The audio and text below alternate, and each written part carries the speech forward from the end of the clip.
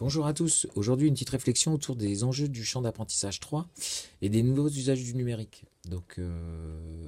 Auparavant, l'élève il avait à gérer sa prise de risque lors d'une représentation, d'une prestation, devant des spectateurs ou devant des juges. Aujourd'hui, il peut le faire face à lui-même, c'est-à-dire qu'il peut se filmer et puis se regarder par la suite. Ce qui n'est pas forcément moins brutal, ce qui nécessite le consentement des élèves, donc une forme de dédramatisation de la situation pour certains, et puis ce qui impose de nouvelles responsabilités.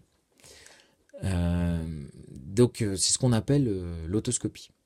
Alors, on peut considérer qu'il y a différentes autoscopies hein, et puis différents niveaux d'autoscopie. Donc, on peut voir le premier niveau, c'est individuel, personnel, intime, avec une faible prise de risque. Moi, j'utilise souvent Coach Vidéo Analyseur, parce qu'elle permet de même s'auto-filmer pour certains. Donc là, hop, je vais fermer ça.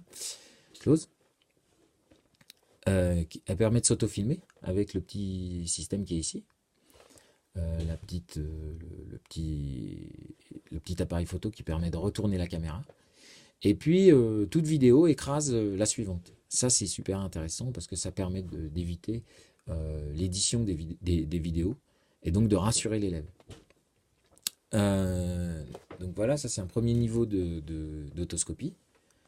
On pourrait dire que par la suite, on peut avoir un deuxième niveau d'autoscopie, c'est une autoscopie collaborative, expertisée et accompagnée par l'enseignant. Donc là, il y a la batterie d'applications, donc Coach Vidéo Analyseur avec la petite fonction Draw là, qui permet de rapidement faire des schémas sur les vidéos. Donc la petite fonction Draw, là, j'ai un petit pinceau ici qui me permet par exemple de repérer des angles. Là, j'ai voilà, qui me permet de repérer des angles. Là, par exemple, il a les jambes fléchies. Ça va me permettre de fournir des éléments pour l'analyse de la vidéo. Ce qui peut décentrer l'élève par rapport à son image, ce qui peut l'intéresser à prendre en compte sa prestation. Vous avez Hudl Technique qui est pas mal, parce que le stockage se fait uniquement sur Hudl, il va pas sur on ne stocke pas du tout sur l'appareil photo de l'iPad. Et puis enfin, Slow Motion, qui est bien, mais voilà, ça y est, on commence à stocker sur l'iPad des vidéos, et on utilise donc les vidéos de l'iPad. Le problème, c'est que quand on commence à utiliser les vidéos de l'iPad, elles sont stockées et faut les écraser en fin d'heure, ce qui représente une prise de risque pour l'élève. C'est-à-dire qu'il faut qu'il fasse confiance à l'enseignant et que l'enseignant écrase bien toutes les vidéos, ce qui peut prendre un petit moment, parce que quand on écrase une vidéo, on doit l'écraser. Donc par exemple, là je vais écraser celle-ci. Il faut que je l'écrase une première fois.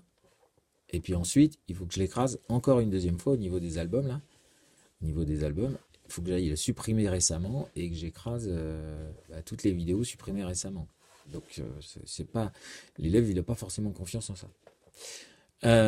Donc voilà, autoscopie de ce type-là. Et il y a d'autres formes d'autoscopie. L'autoscopie collaborative, expertisée, affinitaire, avec un groupe qu'on a choisi, que l'élève a choisi. Pas forcément plus facile, parce que ça peut se retourner contre lui. Ou non affinitaire, où là c'est un groupe qui n'a pas été choisi. Aujourd'hui, il y a intérêt de réfléchir quand même à ça, parce que les élèves doivent prendre conscience progressivement des responsabilités qu'ils prennent vis-à-vis de leur image, ou même l'image des autres, et au niveau de l'édition. Et si nous, adultes, on ne respecte pas forcément les émotions qu'ils ont vis-à-vis de leur propre autoscopie, alors là, dans ces cas-là, peut-être on s'ouvre à des difficultés et on ne remplit pas forcément notre rôle éducatif. Donc voilà, j'espère avoir apporté une forme de réflexion sur les usages du numérique. Et notamment de ce problème important qui est l'autoscopie. Voilà, au revoir, à bientôt.